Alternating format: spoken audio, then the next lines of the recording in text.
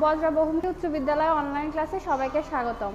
আজকে আমি সপ্তম শ্রেণীর গদ্য অংশ থেকে একটি গল্প নিয়ে আলোচনা করব। তোমাদেরকে গল্পটি সম্পর্কে গত ক্লাসে আমি পড়িয়েছি। গল্পটি হচ্ছে মরুভাস্কর, লিখেছেন হাবিবুল্লাহ বাহার। এই গল্পটি সম্পর্কে আমরা গত ক্লাসে পড়েছি এবং বিস্তারিত জেনেছি। আজকে আমরা আরও কিছু জানবো এই ক্লাসে গল্পটি সম্পর্কে। দেখো, তোমাদের পাঠ্য বইয়ে কিছু শব্দের অর্থ লেখা আছে। পৃষ্ঠা নাম্বার 16।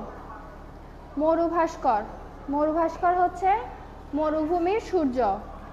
এই গল্পে হযরত মুহাম্মদ সাল্লাল্লাহু আলাইহি সাল্লামকে বোঝানো হয়েছে মরুভূমির সূর্য হিসাবে। সৌষ্ঠব। সৌষ্ঠব অর্থ হচ্ছে সুগঠন। কোষ্টি পাথর। ঘষে সোনা পরীক্ষা করার একরকম কালো পাথর। কোষ্টি পাথরের মাধ্যমে সোনা পরীক্ষা করা হয়, স্বর্ণ পরীক্ষা করা হয়। সুরাহি। সুরাহি পানির একরকম পাত্র। আরবে পানি রাখার পাত্রকে বলা হতো সুরাহি। অকুতভয়, যার কোনো কিছুতে ভয় নেই। যে কোনো কিছুতে ভয় পায় না তাকে অকুতভয় বলেন। অভিসম্পাদ। অভিসম্পাদ মানে হচ্ছে অভিশাপ। পরিত্রাণ। পরিত্রাণ মুক্তি। হাসবি গোলাম। আবিসিনিয়ার জন্মগ্রহণকারী কৃতদাস। গোলাম মানে হচ্ছে কৃতদাস। লহু। লহু হচ্ছে রক্ত। এই গল্পটি পাঠের উদ্দেশ্য মহামানবদের প্রতি শিক্ষার্থীদের শ্রদ্ধাবোধ জাগিয়ে তোলা। মরুভাস্কর গল্পটি পাঠের উদ্দেশ্য হচ্ছে মহামানবদের প্রতি শিক্ষার্থীদের শ্রদ্ধাবোধ জাগিয়ে তোলা। এই গল্পটি পড়ার মাধ্যমে মহামানবদের প্রতি শিক্ষার্থীদের শ্রদ্ধাবোধ জাগ্রত হবে। পাঠ পরিচিতি। এই গল্পের পাঠ পরিচিতি তোমরা একটু দেখো। মরুভাস্কর প্রবন্ধের লেখক মহানবীর জীবন ও আদর্শের বিভিন্ন দিক তুলে ধরেছেন, যা আমাদের ধর্মীয় চেতনা ও নৈতিকতার বিকাশে অনুকরণীয় ও অনুসরণীয় দৃষ্টান্ত হতে পারে। মরুভাস্কর গল্পে লেখক মহানবীর জীবন ও আদর্শের বিভিন্ন দিক ফুটে তুলেছে, যেটার মাধ্যমে আমাদের চেতনা ও নৈতিকতা জাগ্রত হবে বলে তিনি মনে করেন। হযরত মুহাম্মদ সাল্লাল্লাহু আলাইহি সাল্লাম ছিলেন সেই মহাপুরুষদের মধ্যে একজন, যিনি চরিত্রবান, মানব প্রেমে, জীব প্রেমে মহীয়ান। হযরত মুহাম্মদ সাল্লাল্লাহু আলাইহি সাল্লাম মহাপুরুষদের মধ্যে অন্যতম একজন মহাপুরুষ। উনি চরিত্রের দিক থেকে মানবপ্রেমী এবং জীবপ্রেমী। বিপদে ধৈর্যশীলতা, দারিদ্র্যে অচঞ্চলতা, শত্রুর প্রতি ক্ষমাশীলতা মহৎ দৃষ্টান্ত তার জীবনের সমুজ্জ্বল। বিপদে তিনি কখনো ধৈর্যহারা হতেন না, শত্রুর প্রতি তিনি সবসময় ক্ষমাশীল ছিলেন। অনেক মহাপুরুষদের জীবন প্রকৃত তথ্যের চেয়ে কাল্পনিক নানা তথ্যে ভরা, কিন্তু হযরত মুহাম্মদ সাল্লাল্লাহু আলাইহি সাল্লামের জীবনের যত তথ্য পাওয়া যায় সবই ঐতিহাসিক সত্য হিসাবে স্বীকৃত। অনেক মহাপুরুষের গল্পে আমরা পড়ি, তার মধ্যে কিছু কাল্পনিক ঘটনা থাকে, কিন্তু মহানবী সাল্লাল্লাহু আলাইহি সাল্লাম সম্পর্কে আমরা যা কিছু জেনেছি তা ঐতিহাসিক এবং সত্য। এখানে কাল্পনিক কোনো কিছুই নেই। আল্লাহর মহান নবী হওয়া সত্ত্বেও হযরত মুহাম্মদ সাল্লাল্লাহু আলাইহি সাল্লাম ছিলেন একজন সাধারণ মানুষের মতো, তাই তিনি মানব জাতির গৌরব। হযরত মুহাম্মদ সাল্লাল্লাহু আলাইহি সাল্লাম আল্লাহর একজন নবী হওয়ার পরেও তিনি খুব সাধারণভাবে জীবনযাপন করতেন এবং তিনি সাধারণ মানুষের মতো চলাফেরা করতেন। তিনি মানব জাতির গৌরব। তার 63 বছরের ঘটনাবহুল জীবনে নানা পরিস্থিতির মধ্যেও তার জীবনের মূলধারা ছিল অপরিবর্তনীয়। মহানবী হযরত মুহাম্মদ সাল্লাল্লাহু আলাইহি সাল্লাম 63 বছর বেঁচে ছিলেন। তিনি অনেক কঠিন পরিস্থিতির মধ্যে দিয়ে জীবন অতিবাহিত করেছেন। তিনি সবসময় সহজ সরল অনাড়ম্বর জীবনযাপন করেছেন।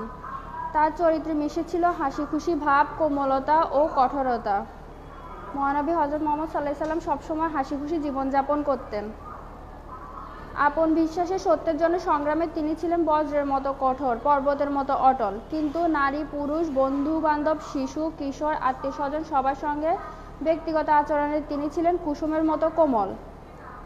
মহানবী হযরত মুহাম্মদ সাল্লাল্লাহু আলাইহি সাল্লাম শত্রুদের বিরুদ্ধে অনেক কঠোরভাবে সিদ্ধান্ত নিতেন, কিন্তু বন্ধু বান্ধব, আত্মীয় স্বজন, নারীদের প্রতি তার আচরণ ছিল খুবই কোমল। তার চরিত্র ছিল প্রীতিতে, মমতায়, স্নেহে, সৌজন্যে, দয়ার আধার। জীবনে কাউকে তিনি কড়া কথা বলেননি, কাউকে অভিসম্পাদ দেননি। নিজে নির্যাতিত হয়েও প্রতিদানে তিনি ক্ষমা করেছেন। মহানবী সাল্লাল্লাহু আলাইহি সাল্লাম কখনো কারোর সাথে উচ্চ গলায় কথা বলতেন না। তিনি কখনো কাউকে কোনো কিছুতে অভিশাপ দেননি। শত্রুদের জন্য তিনি ক্ষমা প্রার্থনা করতেন এবং তিনি নিজেও ক্ষমা করে দিতেন। হযরত মানুষে মানুষে ভেদাভেদের পরিবর্তে সাম্যের বাণী প্রচার করে গেছেন। তিনি চরম দুরবস্থায় কবলিত ক্রীতদাসের পরিত্রাণের জন্য কাজ করেছেন। নারীর অবস্থার পরিবর্তন, নারীর মর্যাদা ছিল তার জীবনের ব্রত। অন্য ধর্মের ব্যাপারে তিনি ছিলেন অত্যন্ত উদার ও সহিষ্ণু। মহানবী হযরত মুহাম্মদ সাল্লাল্লাহু আলাইহি সাল্লাম সবসময় সত্যের পথে চলার জন্য মানুষকে আহ্বান করতেন। তিনি ক্রীতদাসদের পরিত্রাণের জন্য, মুক্তির জন্য অনেক কাজ করেছেন এবং নারীদের সম্মানের জন্য তিনি সবসময় সবাইকে উৎসাহিত করেছেন এবং তিনি নিজেও নারীদেরকে অনেক সম্মান করতেন। তিনি অন্য সকল, নিজের ধর্ম ছাড়া, ইসলাম ধর্ম ছাড়া অন্য সকল ধর্মকে তিনি অনেক সম্মান করতেন। হযরত কুসংস্কারকে কখনো প্রশ্রয় দেননি। যা সত্য, যা যুক্তি গ্রাহ্য তার পক্ষে তিনি অবস্থান নিয়েছেন। হযরত মুহাম্মদ সাল্লাল্লাহু আলাইহি সাল্লাম কখনোই কুসংস্কারকে বিশ্বাস করতেন না। যেটা সত্য তিনি সবসময় সেটার পক্ষই নিতেন। হযরত জ্ঞান চর্চার উপর গুরুত্ব দিয়েছেন সবসময়। এর ফলে মুসলিম সমাজ জ্ঞান বিজ্ঞান চর্চায় এগিয়ে যাওয়ার প্রেরণায় উজ্জীবিত হয়েছেন। হযরত মুহাম্মদ সাল্লাল্লাহু আলাইহি সাল্লাম সবসময় মানুষকে জ্ঞান অর্জনের জন্য অনুপ্রেরণা দিতেন। লেখক পরিচিতিটা দেখো। হাবিবুল্লাহ বাহার ছিলেন কবি নজরুলের ভক্ত শিষ্য এবং চিন্তা ও কর্মে পুরোপুরি মানবতাবাদী। হাবিবুল্লাহ বাহার কবি কাজী নজরুল ইসলামের একজন ভক্ত বা শিষ্য ছিলেন। তিনি পুরোপুরি মানবতাবাদী গল্প লিখতেন। 1906 খ্রিস্টাব্দে তিনি ফেনী জেলায় জন্মগ্রহণ করেন। হাবিবুল্লাহ বাহারের জন্ম 1906 খ্রিস্টাব্দে।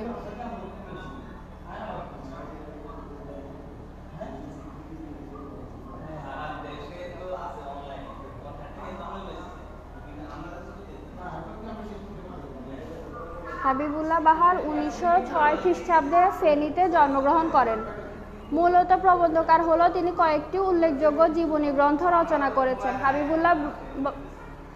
হাবিবুল্লাহ বাহার একজন প্রবন্ধকার, কিন্তু তিনি অনেকগুলো জীবনী গ্রন্থ লিখেছেন, মানে বিভিন্ন ব্যক্তিদের জীবনী নিয়ে লিখেছেন, যেমন ওমর ফারুক, আমির আলী ইত্যাদি। হাবিবুল্লাহ বাহার ওমর ফারুক এবং আমির আলীর জীবনী নিয়ে গ্রন্থ লিখেছেন।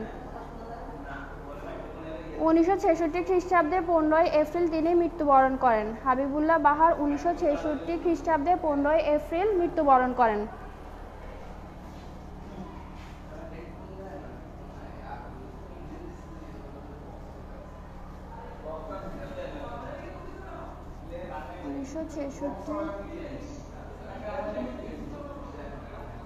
খ্রিস্টাব্দে 15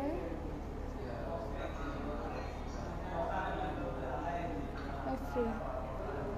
হাবিবুল্লাহ বাহার 1966 খ্রিস্টাব্দে 15 এপ্রিল মৃত্যুবরণ করেন।